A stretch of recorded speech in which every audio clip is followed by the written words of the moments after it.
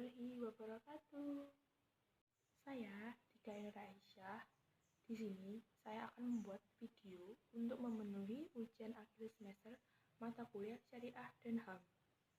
Nah, kali ini saya akan membuat video tentang kawin paksa. Apa itu kawin paksa? Apakah sah kawin paksa dalam Islam? Dan bagaimana cara-cara dalam kawin paksa? Kawin paksa. Pengertian kawin paksa adalah pernikahan di mana salah satu pihak tanpa sepengetahuannya atau bertentangan dengan kehendaknya. Biasanya, kawin paksa dilakukan oleh orang tuanya untuk memaksa anaknya menikah dengan lelaki pilihan orang tuanya. Kawin paksa itu apakah sama dengan perjodohan? Nah, jika perjodohan itu kedua pihak saling mengetahui melalui bantuan kedua orang tuanya dalam pengidentifikasian pasangan. Misalnya, kedua belah pihak itu sudah saling mengenal, tapi belum mengetahui satu dengan yang lain, belum mengetahui lebih dalam. Nah, kalau kawin paksa ini, si anak yang akan dinikahkan itu tidak tahu suami yang akan dinikahkan dengannya. Jadi benar-benar si anak ini tidak mengetahui calon suaminya. Hanya dia dipaksa menikah oleh orang tuanya sesuai dengan kehendak orang tuanya. Nah, apakah kawin paksa itu diperbolehkan dalam Islam? Nah, dalam fikih dikenal dengan hak ijbar atau hak paksa, yang dimana orang tua boleh memaksakan anaknya untuk menikah dengan lelaki pilihan orang tuanya. Namun, dalam hak ijbar ini terdapat beberapa kriteria, yaitu yang pertama, tidak ada permusuhan antara orang tua dengan anak. Yang kedua, si calon suami mampu membayar mahar. Dan yang ketiga, antara si calon suami dan si anak ini tidak terdapat permusuhan. Jadi, dapat kita simpulkan bahwa ketentuan hak ijbar itu antara ketiga belah ini itu memiliki hubungan yang baik-baik saja. Jadi antara anak, calon suami, dan si anaknya ini itu tidak ada permusuhan di antara ketiganya. Namun, terdapat permasalahan dalam nikah paksa. Terdapat dua kelompok yang berbeda pendapat, yaitu yang pertama diungkapkan oleh Abu Hanifah, Ibnu Hajjah, dan ulama Kufah. Kelompok yang pertama menyatakan bahwa nikah paksa itu tidak sah, karena sepenuhnya yang memiliki hak atau yang memiliki izin untuk menikah itu adalah si gadis. Tidak ada campur tangan dari orang tua ataupun pihak manapun. Namun yang kedua, dalam kelompok ini ada Imam Hambali, Imam Syafi'i, dan Imam Maliki. Nah, ketiga ulama tersebut menyatakan bahwa boleh atau sah menikah dengan kawin paksa dengan menggunakan hak ijbar dengan ketentuan tiga kriteria tersebut.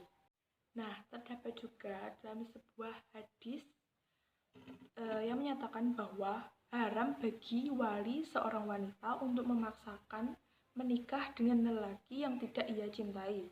Nabi Muhammad SAW mengingatkan tentang tugas wali terhadap putrinya sebelum menikah.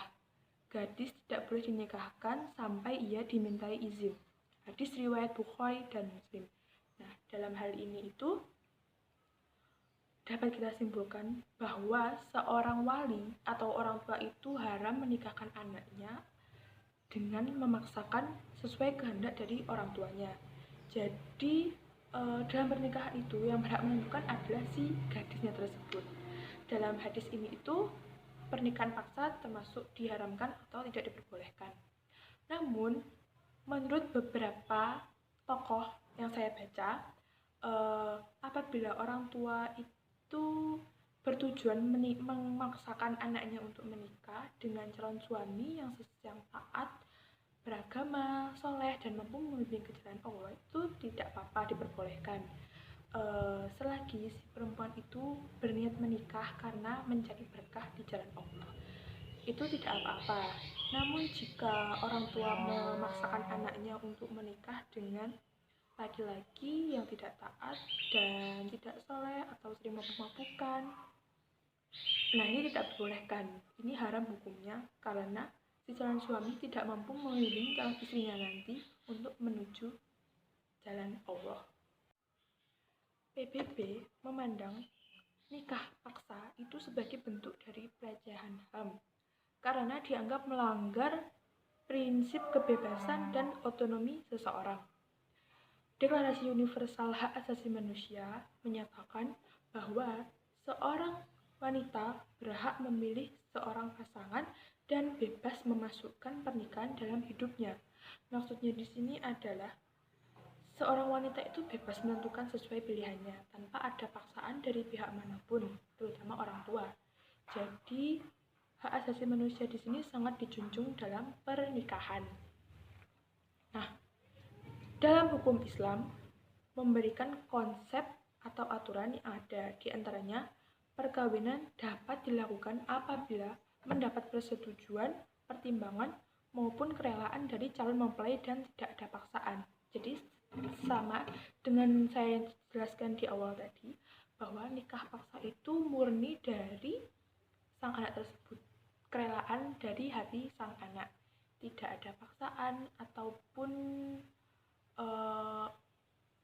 tidak ada paksaan dari orang tuanya, murni benar-benar dari hati anaknya yang ingin menikah.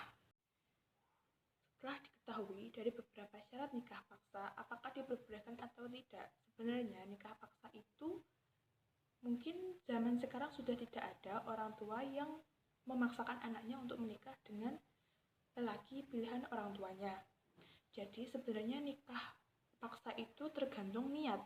Apabila orang tua ingin menikahkan anaknya dengan lelaki pilihannya yang soleh, taat beragama, dan mampu membimbing si istri, itu tidak apa-apa, boleh-boleh saja, sesuai dengan kriteria hak ijbar tadi. Namun, apabila orang tua ingin menikahkan anaknya karena orang tuanya menginginkan harta atau kekayaan sang suami tersebut, nah ini tidak diperbolehkan. Haram hukumnya seorang tua menikahkan anaknya dengan lelaki pilihannya hanya karena hartanya. Dapat disimpulkan bahwa dalam nikah paksa ini orang tua hanya boleh memberikan saran, bukan memaksa anaknya untuk menikah dengan lelaki pilihannya. Karena menikah itu adalah ibadah yang paling lama dan harus dipersiapkan dengan matang. Dan nanti yang akan menjalani pernikahan adalah si anaknya, bukan orang tuanya. Yang sesuai dengan kriteria orang tuanya, karena setiap kriteria anak dan orang tua itu berbeda-beda. Nah, dan sesuatu yang dilaksanakan karena paksaan itu tidak baik. Nah, dalam hal ini Rasulullah memberikan solusi. Jika sudah terlanjur nikah paksa, maka seseorang boleh menggugat suami karena nikah paksa tersebut. Nah, saya pernah membaca cerita dari sahabat apabila istri ingin menceraikan suaminya karena nikah paksa. Nah, si istri tersebut harus mengembalikan mahar yang sudah diberikan kepada suaminya tersebut. Misalkan maharnya dulu waktu pernikahan diberikan sebuah sawah.